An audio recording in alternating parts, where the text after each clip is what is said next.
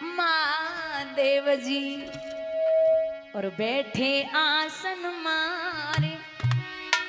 अमर कथा जब लगे सुनाने, गौरा गोत्र पुरारे उमा के पड़ गए सोता। हु करा दे रो तोता, उमा के पड़ गए सोता।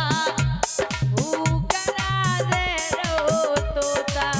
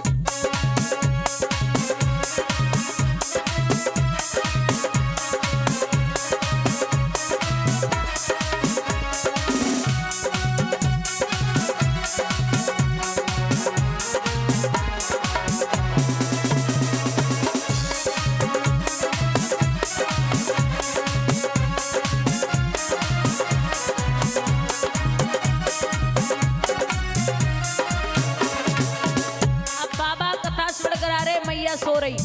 अचानक बाबा ने देखा, एक बार चेक कर ले सो रही है जाग रही है। तो मैया तो नींद ले रही।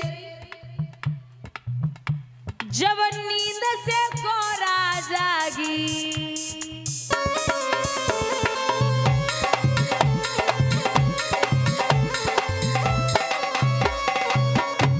जब नींद से गौरा जागी, अफसोस हुआ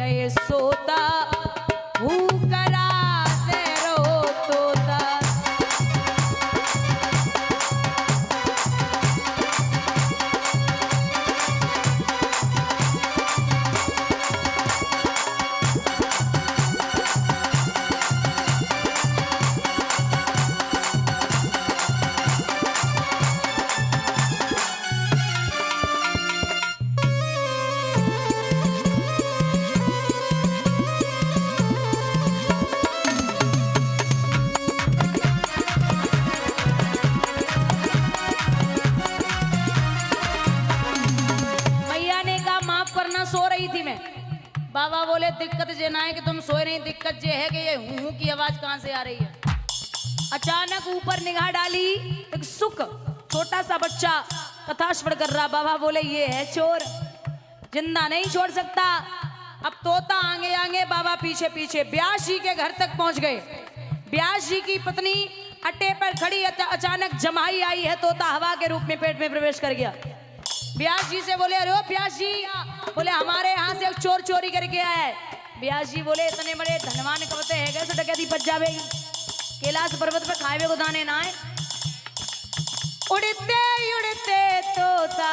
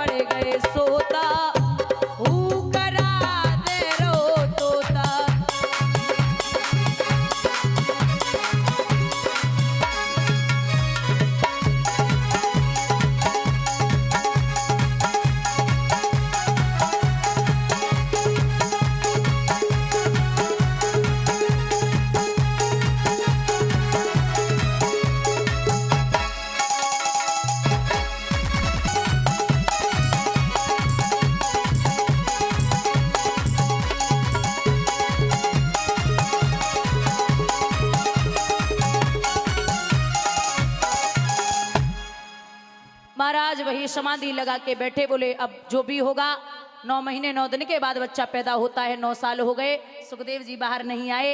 12 साल के बाद जब बाहर आए हैं, न माँ को देखा न पिता को, सीधा बन के लिए चले गए। व्यासी पीछे पीछे, अरे ओ बेटा, अरे ओ पुत्र, अब क्या होगा। पशु पक्षी जीव जंतुओं ने लौटाया और जवाब दिया, ये कितनी बार आपका बेटा हुआ, कितनी बार आप इसके पिता हुए, ये तो जन्म मरण का खेल है, चलता ही रहता है। आप निश्चिंत होकर वापस जाइए। वापस किया, लेकिन चैन नहीं है। शिष्यों को भेजा, जो 4 श्लोक थे जिनसे 18,000 श्लोक बने, वही भेजे। और शिष्यों ने जब वो जाप किए, बोले हैं, तो सुखदेव जी को बड़े बढ़िया लगे। पुनः वापस आए। वही सुखदेव जी आज श्री परीक्षित जी के यहाँ पदार्पण करते हैं, जिन्होंने साष्टांग दंडवत किया। बोले मैया द्रौपदी ने एक बात कही है कि जहां सब बैठे हैं वहां मुझे क्यों बुलाया गया, क्या बात है।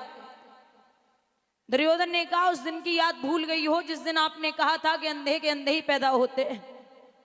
मैं नहीं भूल सकता इसको।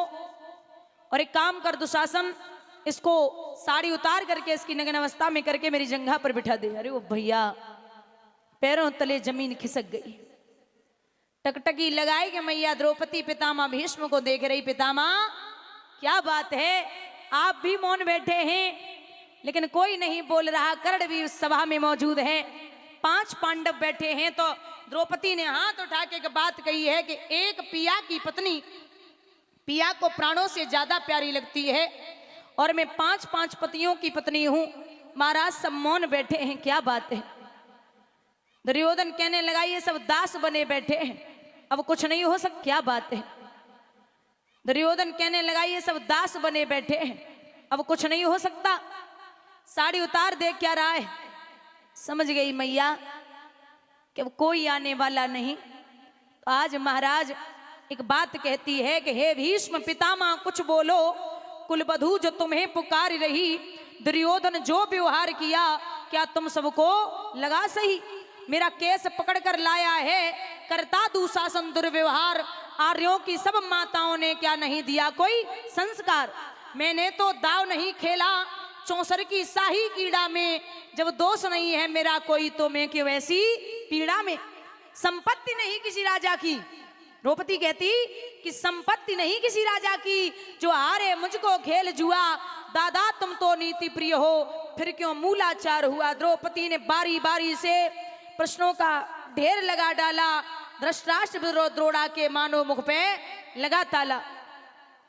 द्रौपदी कहती कि माँ कुंती ने मुझको बांट दिया, माँ कुंती ने मुझको बांट दिया। बन गए पति 5 भाई, दुर्दशा देख मेरी ऐसी तुम सबको लाज नहीं आई। मैं समझी थी बड़भागन हूँ, रणवीरों की मैं सबला हूँ, पर अब ऐसा लगता है डरपोकों की मैं अबला हूँ। है गदा कहाँ, गांडीव कहाँ, क्या जंग लगी तलवारों को। 100 धिक्कार मेरा, धिक्कार तेरे हथियारों को। और एक बड़ी प्यारी बात कहती है द्रौपदी कि आप सब मौन बैठे तो क्या हुआ। हुआ 5 कावल छीर तो क्या, बारी बहना, हुआ 5 कावल छीर तो क्या। मेरे कृष्ण अकेले काफी हैं, वो दंड नीच आता ताई को कभी न देते माफी है। जो पता लगा मेरे वीरन को, चढ़ वरना देर लगाएंगे। नंगे पैरों हिरणागत से मेरे वीर कन्हैया आएंगे। नई भगनी में लाचारों की, भगनी माने बहन, नई भगनी में लाचारों की मधुसूदन मेरा भाई है। लगता है दुशासन दुर्योधन तेरी मौत यहाँ पे आई है। होती है प्रकृति वक्र जहाँ कोहराम वहां मच जाता है। केशव अगर हथियार उठा ले तो काल भी ना बच पाता है। जो आए गया, जो आए भैया सभा मध्य, तो कोई नहीं बच पाएगा। जब चक्र सुदर्शन चालेगा सब ही धूली मिल जाएगा। ना बने निपूती माँ तेरी, कौरव सुत गढ़ कुछ गौर करे। अतिशय अचंभ अपराध किया, ना सर मृत्यु का मोर धरे। इतना सुन गर्जा दुर्योधन, दुशासन देर लगाओ ना। निर्वस्त्र करो पांचाली को, जंघा पे मेरी बिठाओ ना।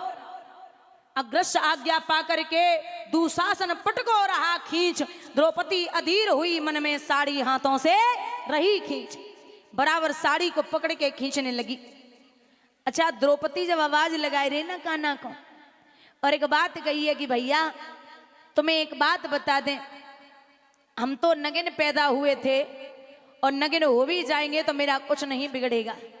बुजुर्ग बैठे हैं दादा, कहती है कि हम नगिन पैदा हुए थे और नगिन हो भी जाएंगे तो मेरा कुछ नहीं बिगड़ेगा कान्हा, लेकिन जब एक बहन की या बेटी की इज्जत जाती है तो सबसे ज्यादा असर भाई पर बाप पे पड़ता है। कान्हा अगर आज हमारी साड़ी उतर गई ना तो तुम्हारी 2 पैसा की है जावेगी। कृष्ण तुम्हें ना पता हमारा आपके अलावा कोई नहीं है। कृष्ण सब मौन बैठे हैं। एक बात बोलूं, दादा कृष्ण चौसर खेल रहे द्वारिका नगरी में, और चौसर खेलते खेलते कृष्ण के कानों में जब बहन की आवाज पहुंची सो कन्हैया भाग के चौखट तक, फिर चौसर तक, फिर चौखट तक। सो रुक्मणी बोली का बात है नाथ, मन ना लगे रो का। आंखों से लेके कहती अरे ओ देवी आज हमारी बहन पे बड़ो संकट है, तो जाइए ना, यहाँ क्यों मौन बैठे हो, आपकी बहन को आपकी जरूरत है। सो कान्हा जवाब दे के कह रहे अरे ओ देवी हमारी बहन को अभी ये लग रहा है कि अभी मैं साड़ी को रोक सकती हूँ, अभी उसने साड़ी को पकड़ रखा है, और जब ये साड़ी छोड़ देगी तो निश्चित है कि मैं उसके दरवाजे पर उसके यहाँ पास में जरूर जाऊंगा। सो द्रौपदी हाथ उठाए कि एक बात कह रही कान्हा,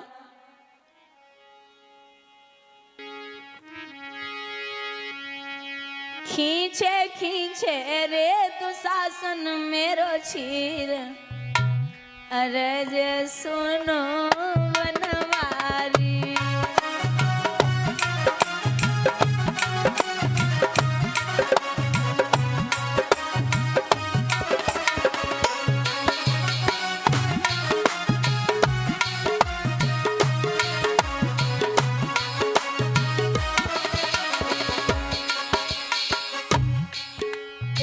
हसनापुर में जाए के देखो बैठ गई बारी,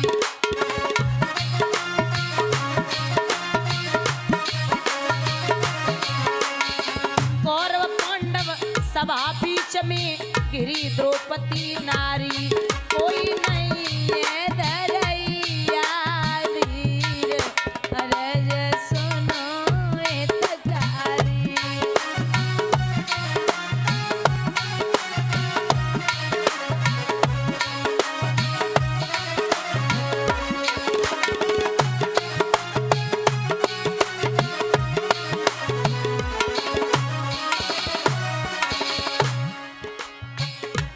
पांडव ऐसे बैठे जैसे अबला नारी,